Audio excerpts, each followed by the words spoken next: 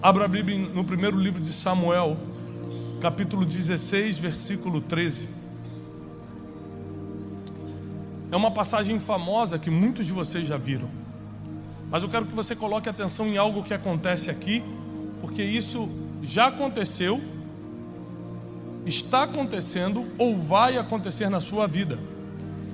Lembre-se que cada personagem bíblico tem a ver com você, senão Deus não colocaria na Bíblia, porque a Bíblia foi escrita para você.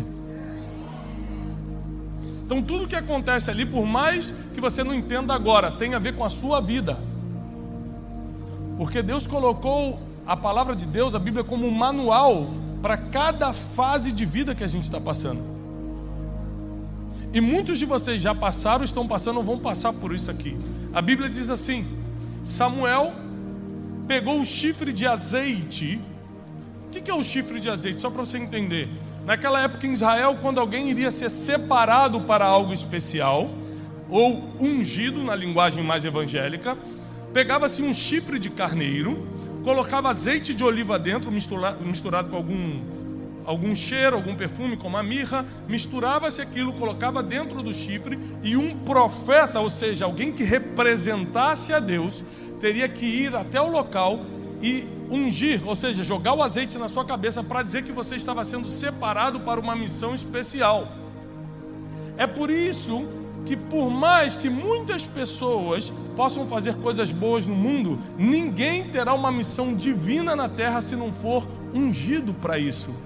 Você vem à igreja não é só para se aproximar de Deus ou para ter comunhão, é para ser separado para grandes coisas.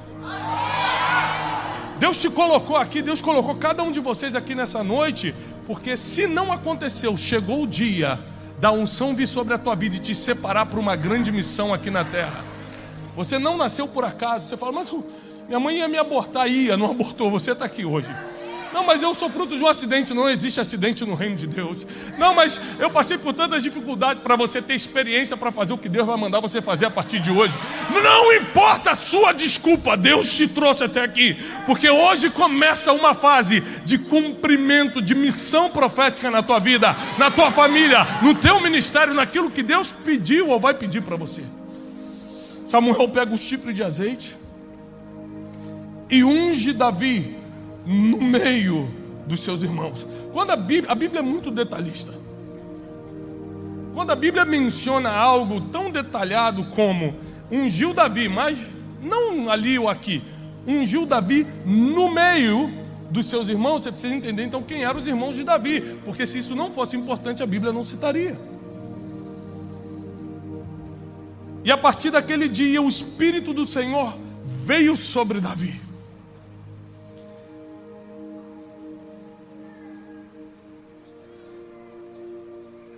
Eu gostaria que você prestasse muita atenção no que eu vou te falar a partir de agora. E se você puder anotar num papel, no celular, no iPad, onde você quiser, no tablet, no iPin. Tem o iPad, o iPhone, o iPod, o iPin, tudo com i. Anote. Porque Deus vai falar com você hoje. Quem já sente o Espírito de Deus aqui? Já está, né? E a partir daquele dia o Espírito do Senhor veio sobre Davi. A partir daquele, ele já tinha matado o urso, ele já tinha matado o leão, e Deus ainda não estava com ele. Existem muitas coisas boas que você pode fazer sem Deus, mas o que muda a vida das pessoas, o que transforma uma sociedade, você só vai fazer quando o Espírito do Senhor se apossar de você. O Espírito do Senhor se apossa de Davi. E aqui começa a história de Davi. Eu vou dividir a história de Davi em 4 estágios. Se eu pudesse colocar um título na mensagem de hoje, seria Os 4 estágios de Davi. A pessoa sendo crente ou não, católica, budista ou espírita, qualquer um já escutou falar no rei Davi. O maior rei que Israel já teve até hoje. Eu já fui dezenas de vezes a Israel. E tudo que tem de bom em Israel leva o nome de rei Davi. O melhor hospital, Davi. O melhor hotel mais luxuoso, King David, rei Davi. Tudo que tem Davi é porque é bom.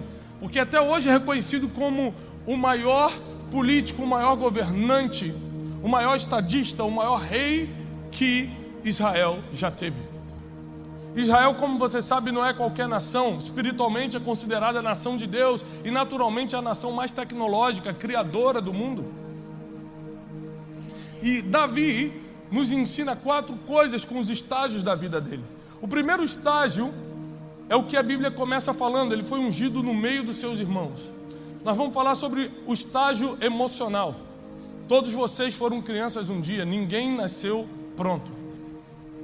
Aliás, a vantagem de ser criança é que, apesar das lutas e dificuldades desde a infância que a gente atravessa, a gente tem a oportunidade de amadurecer. Tudo que nasce pronto dá errado. Repare comigo, a Bíblia menciona 2 Adão na Bíblia. O primeiro Adão, nós conhecemos, o famoso esposo de Eva. E o segundo e o último Adão, diz a Bíblia, o último Adão, que se chama... Qual é o nome do último Adão? O primeiro Adão, pastor Felipe, nasceu pronto.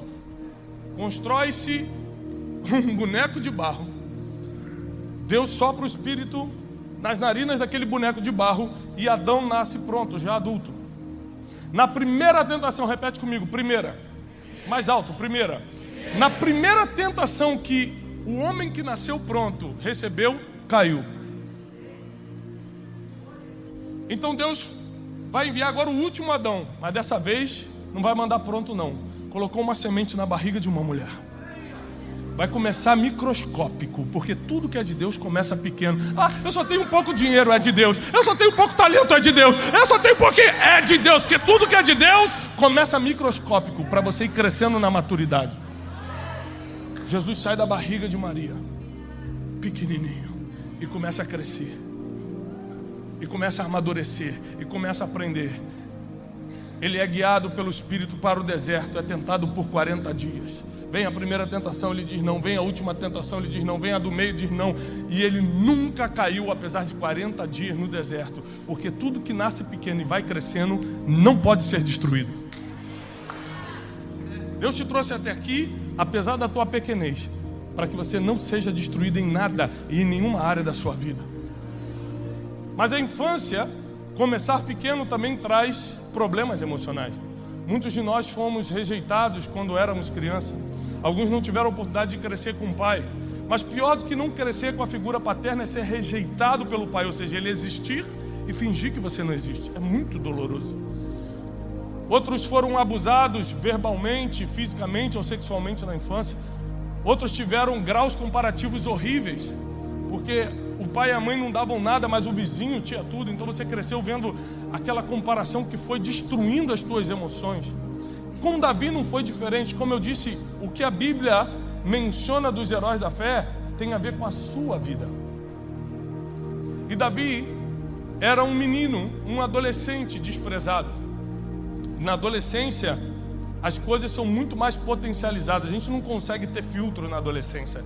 Agora, se você chegar para mim, eu tenho 38 anos de idade, apesar de parecer ter 45, porém, amém? Se você chegar para mim com 38 anos de idade e falar assim, seu feio, eu vou falar para você, seu invejoso. Por quê? Porque minha esposa me acha bonito, mamãe me acha bonito. Então assim, eu já sou amado para saber que eu não preciso da sua aprovação estética para me sentir bem ou não. Mas um adolescente não tem filtro. Você fala, sua feia. Ela vai entrar em depressão. Eu não presto, eu tô gorda, eu tô magra, eu tenho espinha, eu tenho não sei o que, meu cabelo não cresce. E a gente começa a arranjar um monte de desculpa, que nenhuma dessas desculpas vai atrapalhar o nosso futuro, mas porque a gente está acreditando nisso, o nosso interior vai ser travado, porque alguém lançou uma palavra que a gente não merece, que a gente não pode, que não é assim, que você é feio, que você é assado, na adolescência. A adolescência é muito complicada. É uma fase de descoberta e é uma fase que as suas emoções estão completamente expostas. Tanto que as suas maiores frustrações aconteceram na infância ou na adolescência. As frustrações que acontecem na fase adulta você consegue suportar, mas as da infância está até hoje aí te martelando, rebatendo na tua mente. E Davi, nesse período da adolescência, enquanto seus irmãos, os preparados, Eliabe, o mais velho, além de bonito, já era oficial do exército, eles comiam na casa do pai, sentado à mesa. Davi era mandado para o curral, era mandado para a lama, era mandado para o pasto para ficar cuidando das ovelhas. Você imagina saber que está todo mundo comendo numa mesa e você tem que ficar do lado de fora da casa. O homem mais poderoso e mais especial de Israel da época, o profeta Samuel, era o embaixador do céu na terra, era o homem mais importante, porque Israel era regido por um sistema teocrático, ou seja, Deus governava a nação. E Deus governava a nação através de um homem chamado Samuel, ou seja, o homem mais importante da nação vai visitar a casa de Jessé, pai de Davi, e ninguém avisa para ele que essa visita ia acontecer. Imagina você se sentir desprezado, não pelo amiguinho da escola, mas pelo pai que te esqueceu. O pai que esqueceu de avisar que o melhor dia da sua vida estava chegando. O pai que esqueceu de te avisar que todo mundo ia comer filé mignon na mesa, junto, rindo, com um homem importante, e você ia ficar no curral, limpando o bicho. Imagina os graus comparativos que surgiram dentro desse menino. Por que eles têm e eu não tenho? Porque eles são fortes e eu não sou. Porque papai gosta dele, mas não gosta de mim. Você imagina como estavam as emoções de Davi, porque a gente costuma ver o final da história, o grande rei Davi, mas esquece de como ele começou. A gente sempre vê o resultado do empresário, mas não vê como ele começou. A gente vê o resultado de quem está vencendo, mas não vê como começou. A gente não valoriza os pequenos começos, mas a Bíblia diz: vocês precisam valorizar, não desprezeis os pequenos começos. E Davi estava ali, nessa situação. E Deus manda Samuel entrar dentro da casa de Davi, na casa de Jessé. Samuel entra e quando ele coloca os olhos no mais velho, fala: esse que é forte, já é do exército, já sabe lutar. E Deus fala algo para ele, fala: Samuel, eu não vejo como o homem vê. O homem vê o que está diante dos seus olhos, mas eu só vejo o coração. E como crente extremista falar, como Deus só vê o coração, então quero nem saber o que as pessoas acham de mim. Não é assim não. Tem coisas que o homem abre porta para você na terra, como por exemplo o emprego. Se você estiver mal arrumado, o teu empregador não vai te contratar, porque o homem vê o que está diante dos seus olhos. Então você não pode deixar de cuidar do que você veste, do que você fala, do que você posta, porque várias portas na terra são abertas por homens. Não é descuidar, não é partir para o extremo, mas é saber que para ser aprovado pelo homem, você precisa de aparência. Para ser aprovado por Deus, não tem nada a ver com a roupa que você está usando, com a marca da bolsa, com o carro que você parou, tem a ver com o que você carrega aqui dentro, com a pureza, com a humildade, com o quebrantamento que você leva aqui no coração. O problema é que o coração de muitos está tão machucado, tão ferido já, que não consegue ter o coração que Deus precisa. Porque não aguenta mais as comparações, não aguenta mais a miséria, não aguenta mais o dedo na cara, não aguenta mais ser escravo do pecado, não aguenta mais ficar caindo no mesmo erro. Você está tão machucado. E Davi estava nessa situação, exatamente nessa situação, quando o profeta entra na casa. Olha para um, fala: esse é bonito, é forte, mas não é. Esse aqui é inteligente, mas não é esse. Esse aqui, mas também não é. Foi passando por todos os irmãos, até que Samuel falou: não é possível, não tem mais ninguém. Jessé, como é que pode um pai esquecer de um filho? Mas a Bíblia diz que ainda que teu pai e tua mãe te abandonem, o Senhor jamais te abandonará. Eu não sei quem te deixou pelo meio do caminho, mas Deus vai contigo até o final. E Jessé lembrou: tem Davi, manda chamar. E quando Davi sai, larga aquelas ovelhas, deixa com um cuidador e corre para a casa do seu pai, ele não vai com o coração sujo, fechado ou orgulhoso como a gente vai. Não precisou de mim, agora está me chamando? Não, porque quem tem um coração segundo o coração de Deus está sempre humilde. Está por cima, está humilde, está por baixo, está humilde, está no meio do caminho, está humilde. Porque a humildade faz parte da essência de quem tem o coração de Deus. Ele entra na casa e fala: oi pai. Samuel olha para ele, pega o chifre do carneiro. Seus irmãos começam a falar assim: o quê? Por isso que a Bíblia diz: e no meio dos seus irmãos, no meio de quem te desprezou, no meio de quem pisou em você, no meio de quem não acreditou que você podia ser escolhido também, no meio de quem andou contigo, mas não dividiu com você, no meio de quem falou mal pelas costas, no meio de quem não honrou o que Deus confiou na tua mão, no meio dos irmãos que desacreditaram, Deus ungiu Davi no meio daqueles que duvidaram. Porque a Bíblia diz: prepara uma mesa na presença. Se não tiver inimigo, não tem a mesa preparada.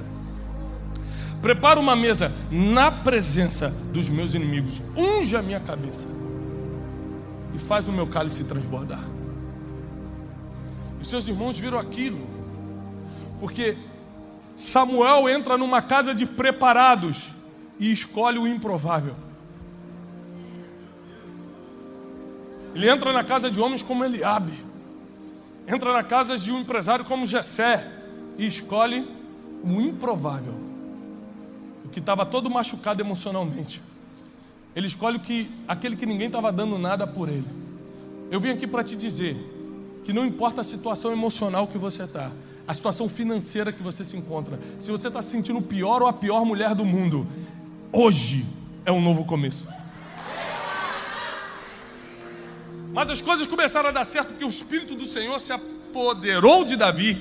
Anos depois, já velho, quando tudo estava dando errado, ele se ajoelha e não fala: Senhor, não tire de mim essa riqueza toda que eu conquistei. Senhor, não tira todos esses reinos, Senhor, que eu já conquistei. Senhor, não tira a minha coroa. Senhor, não tira a minha glória, não tira meu dinheiro. Ele fala: Senhor, não apartes de mim o teu Santo Espírito.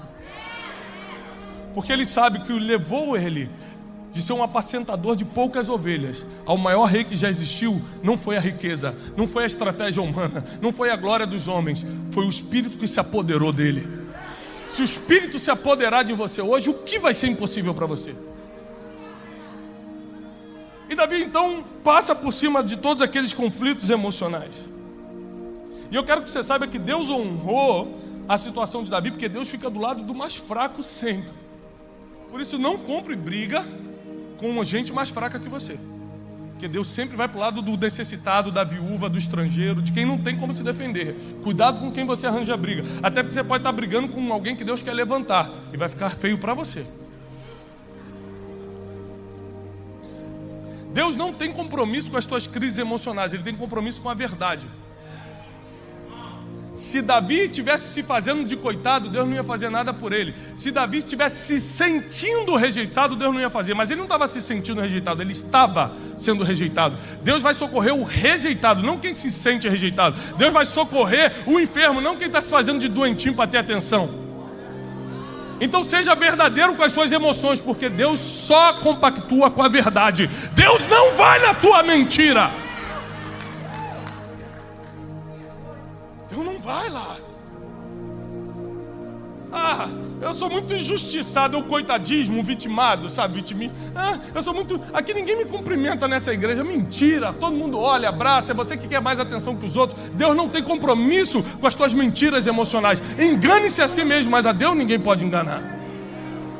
Agora, se você realmente é um rejeitado, se você realmente foi colocado de lado como Davi foi, Deus tem compromisso com essa verdade. E Ele vai para o lado do mais fraco e socorre. Ele vai para o lado de quem tem um coração quebrantado e contrito e levanta. Um Deus que tem compromisso com a verdade. Ainda que suas emoções tentem mentir para você, Deus tem compromisso com a verdade, com a realidade da tua vida, e não com essa mentira virtual que a gente cria. Ninguém me ama, ninguém me quer, aqui não sei, ninguém me cumprimenta. Davi passou por cima de tudo isso, porque Deus tinha um compromisso com a verdade. Então avalie se aquilo que você está sentindo de ruim hoje é verdade. Avalie se essa injustiça que você acha que está sofrendo realmente é verdade. Avalie se essa perseguição, eu sou perseguido, todo mundo me persegue. Avalie se realmente todo mundo te persegue. Porque Deus não escuta a oração de quem não está comprometido com a verdade.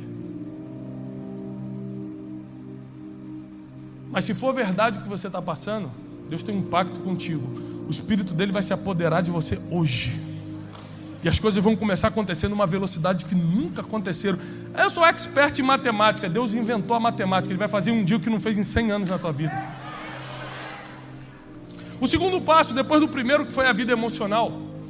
Quando Davi então foi alcançado por Deus, o Espírito se apoderou dele. Ele sai da crise emocional verdadeira que ele estava passando e passa para o segundo estágio, que é o anúncio profético. Que é quando o óleo cai na cabeça dele. Quem aqui tem uma promessa de Deus? Uma promessa. Um profeta profetizou, você teve um sonho, alguma coisa aconteceu que você entendeu que Deus tem uma promessa para a sua vida. Tem alguém aqui? Então, isso não quer dizer nada. Porque quantos receberam uma palavra profética e isso nunca se cumpriu na sua vida? Levanta a mão. Levanta a mão. Eu tenho algumas que nunca se cumpriram, como tem outras que se cumpriram. Porque a palavra profética não é cumprimento, é prenúncio. Deus só está te avisando o que pode acontecer. Davi foi ungido rei no meio dos seus irmãos. Sabe o que ele teve que voltar no outro dia para fazer? Cuidar de ovelha. Foi só um prenúncio, não aconteceu nada. Não mudou a realidade, ele não começou a ver anjo, não recebeu um dinheiro na porta, agora que você vai ser rei, toma aqui uns trajes reais. Ele voltou a cuidar de ovelha que nem todo dia. Imagina você receber uma palavra tão forte de Deus e no outro dia a vida voltar normal. Assim é Deus, ele faz o prenúncio para saber como você vai reagir agora, que você já sabe para onde está indo. Ele te dá uma ideia de futuro para saber como vai se comportar o teu coração entre o chamado e o cumprimento desse chamado. E esse prenúncio deixa muita gente abalada. Tem gente que recebeu a palavra: não, você vai ser um pregador do evangelho. Fala, agora por favor não fale mais comigo, Deus me chamou para pregar. Irmão, tem que lavar o banheiro. Não, você não está entendendo. Papai me chamou para anunciar as boas notícias. Eu não encosto nessa vassoura. Amém? Eu quebro essa vassoura na sua cabeça em nome de Jesus.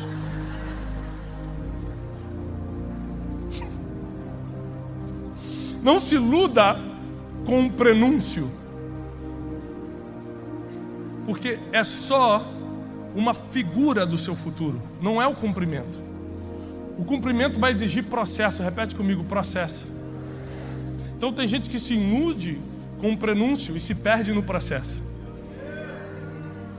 Se ilude com o que Deus falou e esquece que ainda tem muita coisa para acontecer pela frente. Sabe quantos anos Jesus ficou na carpintaria? Pelo menos 18. Aos 12 anos ele já sabia quem era, foi lá visto no templo de Jerusalém ensinando. Por volta dos 12, 13 anos, qualquer judeu começa a trabalhar, depois do Bar Mitzvah, que é quando o menino se torna homem. José morre muito cedo, então Jesus deve ter começado a trabalhar aí com seus 13 anos. E até os 30, ele era carpinteiro, sabendo que era o Filho de Deus. Ele sabia quem era, mas não manifestou quem era porque não era o tempo. Tem gente que já sabe o que Deus quer fazer e já está falando para todo mundo, botando no Facebook: preparem-se aí, vai ser forte o que Deus vai fazer. Quer ganhar inimigo mesmo. Quem está entendendo? Jesus já tinha um prenúncio que seria o Salvador. As crianças morriam na frente dele, os aleijados estavam aleijados na frente dele, os cegos pediam misericórdia na frente dele. Até os 30 anos ele não curou ninguém. Porque prenúncio não é cumprimento. Ele tinha que passar pelo processo como qualquer um. A Bíblia diz que ele foi exemplo em tudo, até no processo. E eu sou filho de Deus, mas tem que ficar aqui fazendo cadeira. Fazer o quê? É o processo.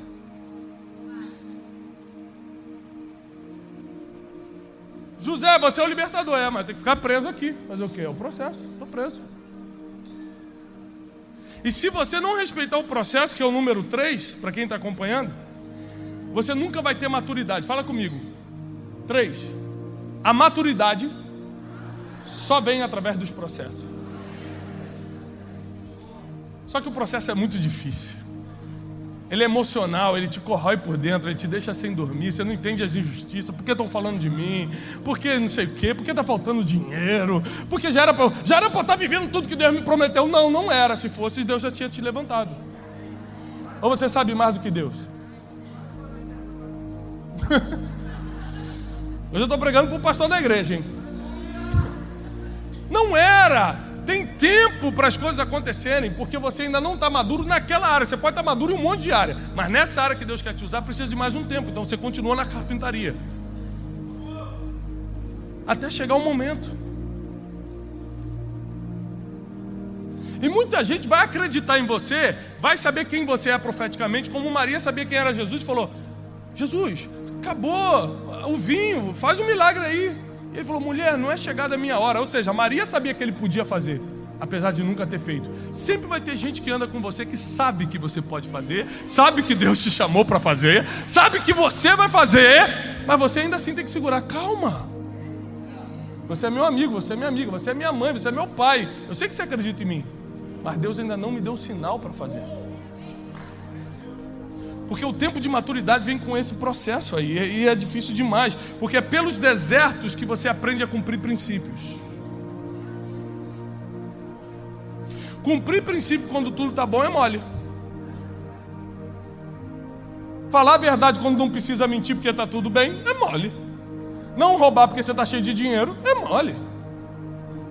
Mas você mostra que realmente cumpre os princípios milenares da palavra quando está no deserto, quando está tudo errado, tudo faltando, tudo destruído, e vem uma oportunidade de falar: não, o princípio é mais forte do que esse sentimento de fazer algo errado. O princípio é mais forte do que essa proposta que me fizeram. E o processo de Davi, como o teu processo, sempre tem a ver com o teu destino. Saul fica endemoniado, repare isso: quando o Espírito do Senhor se apodera de Davi, ele automaticamente sai de Saul, está na palavra. E Saul começa a ficar com um espírito de perturbação, um espírito, um demônio, um perturbador.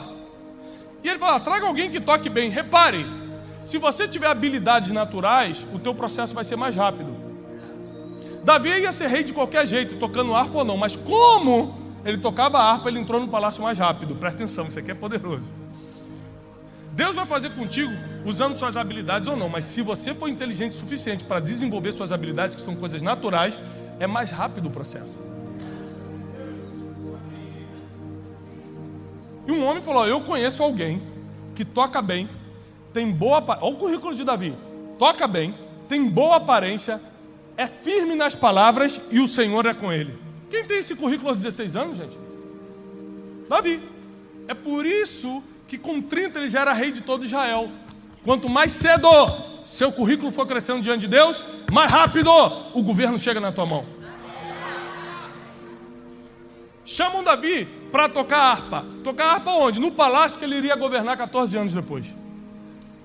Deus sempre vai te colocar nos lugares para servir o lugar que você vai governar. Então ele começa a ver o seguinte: olha o processo de Davi. Foi perseguido pelos seus irmãos, justiçado pelo seu pai, perdoou isso. Ele podia falar: agora eu sou capitão do exército, hein, venci Golias, duvidaram de mim. Aí bota no Instagram, hashtag tem gente que se acha, hashtag Deus é fiel. Davi cantando aquele louvor: quem me viu passar na prova e não... Nem sei se é assim, mas por aí. Mas isso não aconteceu por quê? Porque o coração de Davi foi a chave para ele se tornar quem se tornou. Assim como o seu coração é a chave para você passar para o próximo nível hoje. Sobre todas as coisas que você deve guardar, guarda o teu coração. E aí Davi vai servir e conhecer a realidade dos empregados. Quem já trabalhou no McDonald's nunca vai lá pedir um lanche anos depois de destratar o empregado, porque você já esteve lá do outro lado um dia. Você sabe como funciona.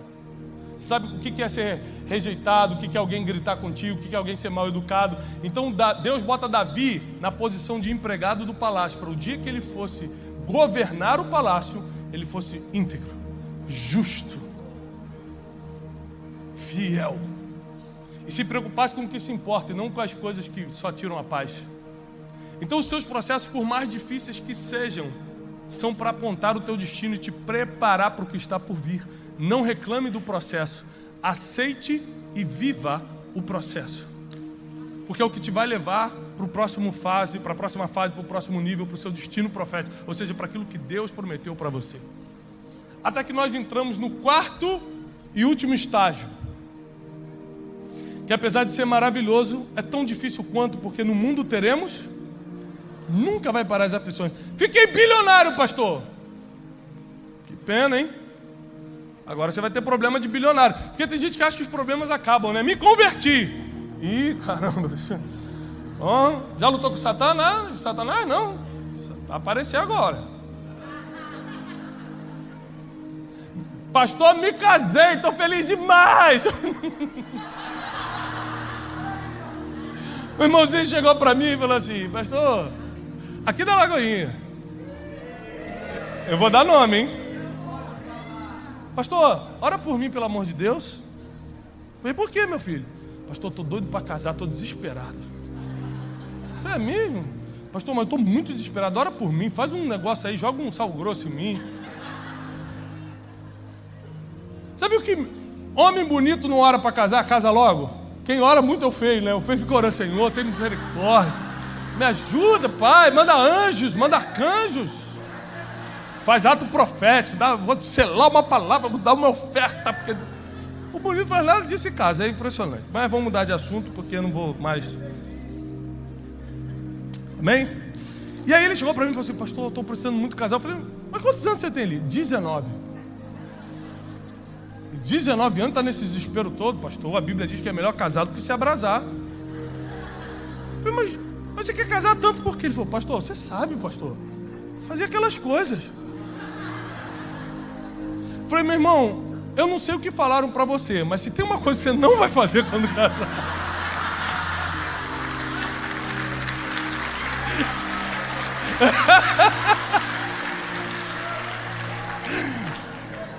Eu tenho um amigo que está aqui, eu não vou dar nomes, que me manda assim no WhatsApp: Tiagão, eu falei: fala, pastor. Não vou dar o nome. Aí ele fala assim: a do ano já foi hoje. Eu falei: obrigado, vou contabilizar aqui. Só os casados entenderam, os solteiros apenas orem. Até que a gente passa. Pior que é verdade, eu tenho print, eu vou soltar qualquer dia no Instagram. É uma coisa tão especial que ele bota no grupo de amigos. Graças a Deus, a 4ª desse ano eu já bati. Estou livre até dezembro. Não tenho mais obrigações. E o quarto ponto: a gente acha que as coisas vão melhorar quando ficar bilionário, quando casar, Mas não.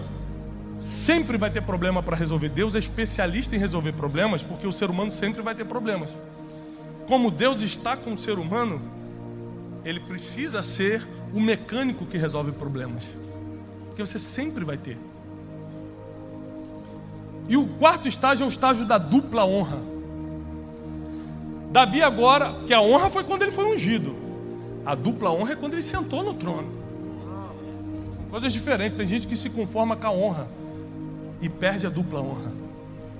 Tem gente que se conforma com o primeiro estágio da bênção: e derrubei Golias, virei capitão do exército, tá bom. Deus: não, mas eu quero que você seja rei. Mas tá bom, estou ganhando bem. Aqui as mulheres estão gritando meu nome, tá ótimo, estou famoso, estou rico, tá bom. Deus: não, mas eu quero que você seja rei. Tem gente, não é que caiu, é que se acostumou com a primeira fase da honra. Deus queria mais, o ser humano quer se conformar com o primeiro estágio. É por isso que tem que ter uma mudança de coração e de mentalidade para Deus continuar te usando, porque às vezes você acha que está vivendo já está bom. Você mal sabe que ainda tem um trono te esperando daqui a algum tempo. A dupla honra chega para Davi quando aos 30 anos de idade ele é nomeado pelo povo. A Bíblia diz: e o povo se reuniu. Isso é lindo demais. E cada cabeça da tribo, das 12 tribos, se reuniram e clamaram pelo nome de Davi. Davi foi colocado no meio deles e foi ungido rei sobre todo o Israel. Porque quando Deus te unge, ou seja, te separa para alguma coisa, Ele está te dando só o diploma, só o título. Mas a concretização daquilo vem quando o povo pede por você. Vou te explicar para você entender. Você descobre que está com uma pessoa, não daqui, mas uma pessoa descobre que está com um tumor no cérebro do tamanho de uma laranja. Quando faz o exame, o médico fala: olha, infelizmente temos que operar amanhã, senão você vai morrer. E ele é colocado na maca de um dia para o outro, avisa a família toda, em 24 horas ele já está com aquela roupa azul do hospital, com a cabeça raspada, com tudo marcado para ser operado. O doutor entra, cumprimenta ele e fala assim: meu nome é doutor Geraldo, e até por ética eu preciso te avisar que essa é a primeira operação de crânio que eu vou fazer. Imagina a reação do cara que está todo marcado, esperando o bisturi. Eu falo, que? Não, mas fique tranquilo. Eu estudei 10 anos na faculdade. Eu tenho um diploma de médico. Mas também pode entrar um doutor que fala assim, meu nome é doutor fulano. Eu não tenho diploma nenhum, mas já operei 1000 crânios e sempre deu certo. Você prefere a experiência ou você prefere o diploma? Claro. Então não se iluda quando Deus te chama, porque é só o título. Não é porque você foi ungido pastor que as pessoas te reconhecem como pastor. Não é porque você pegou o título de médico que você vai ser um bom médico. Não é porque tem uma palavra que você vai ser um missionário que o pessoal do país que você vai ser enviado vai te aceitar. Porque o teu processo é que vai fazer as pessoas se apegarem a você. Por isso não fuja do processo. É o processo que te transforma em rei, não é a unção. A unção só é o prenúncio que você será. O processo é o que te coloca lá. O povo se reúne, as cabeças de tribos se reúnem e dão a dupla honra para Davi. Isso é lindo. Só que a Bíblia tem uma exigência para alguém ser duplamente honrado. A Bíblia só tem um caminho para a dupla honra. A Bíblia diz assim: e no lugar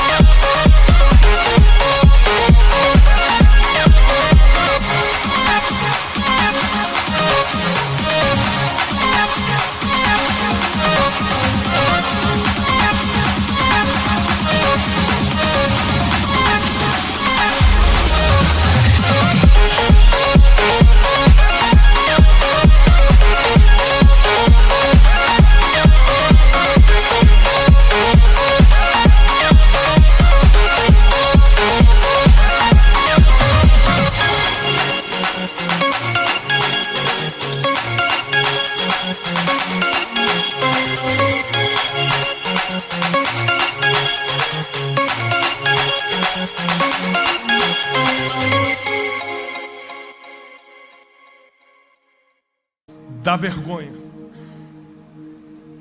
eu darei dupla honra.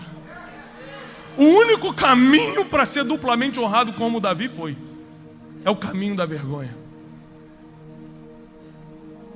E vai levantando a mão, você que já passou uma vergonha financeira, uma vergonha familiar, uma vergonha emocional, uma vergonha profissional, você que foi rejeitado por alguém, você que já chorou por causa de alguém, você que foi rejeitado, você que ia casar e a pessoa foi embora um dia. Se você já passou alguma vergonha na vida, levanta a mão, porque você é o próximo candidato a viver a dupla honra. Se você tem se sentido envergonhado esses dias, saiba que está chegando o tempo da honra dupla. Porque o caminho da dupla honra é o caminho da vergonha. Ou você acha que Deus permitiu a vergonha na tua vida para te ver sofrer? Você acha que Deus permitiu você passar pelo que passou porque Ele gosta de ver um filho caído? Gente, eu tenho 4 filhos. Ao contrário de alguns que só de vez em quando eu estou sempre no trabalho missionário. Quando um filho meu cai no parquinho, ele não precisa chamar papai. Quando ele cai e fala, pai, eu já estou pegando e chorando junto. Tem gente que fala, eu vou ficar aqui clamando para Deus me ajudar. Deus me ajuda, eu estou machucado, estou desesperado. Deus é teu pai. Quando você estava tropeçando, Ele já estava tentando te agarrar.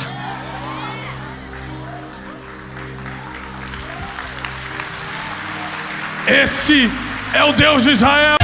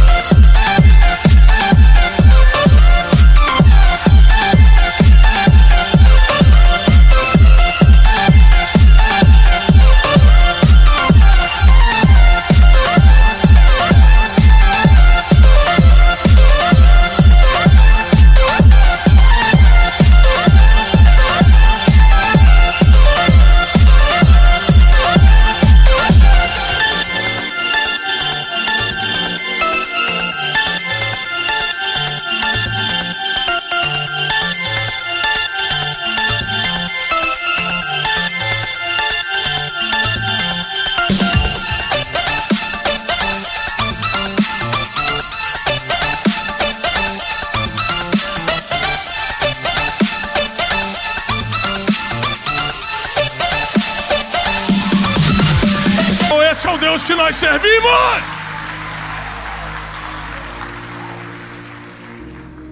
E eu sei que muitos de vocês têm passado situações difíceis, mas Deus nos disse hoje que o Espírito dele vai se apoderar da gente. As coisas vão ser muito mais leves a partir de hoje. Não vai ser tão difícil como parecia. Vencer os problemas, as tentações, vencer as propostas, vencer os desafios da vida, vencer a falta das coisas. Sabe quando você queria tanto fazer uma coisa, mas está em falta, não dá para você? Quando o Espírito de Deus se apodera de você, vem um nível de coragem, vem um nível de abundância, que começa a te fazer reagir diferente aos problemas da vida. Ao invés de você reclamar da situação e ver como um problema, você começa a ver como um treinamento. Fala, opa, mais um treinamento, Deus já está me passando para o próximo nível. Você nunca reparou que depois de uma pressão muito grande, vem uma vitória estarrecedora? Você nunca percebeu isso? Você fala, meu Deus, eu não estou aguentando, agora eu morro. Vem Deus e fala, que isso? Agora é que eu te levanto. É agora que eu te dou o que o homem não pode te dar. É agora que eu coloco na tua mão o que ninguém consegue colocar. É agora que eu faço o impossível acontecer aí, naquilo que parecia impossível para você. Esse é o Deus que nós servimos. Eu não sei se você ainda conhece esse Deus, mas se você não conhece, que oportunidade você vai ter hoje? Um Deus que faz famílias voltarem a se reunir. Um Deus que faz a mulher estéril habitar em família. Um Deus que pega um cara quebrado, arrebentado, e transforma em uma referência. Um Deus que faz milagres que o homem nunca vai poder fazer por você. Com tudo isso, ele só quer uma coisa: que você tenha o coração de Davi.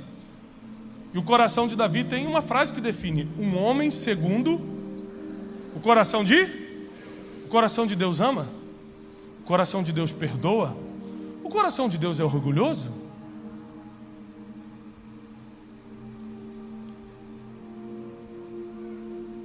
O coração de Deus está sempre disposto a um novo começo.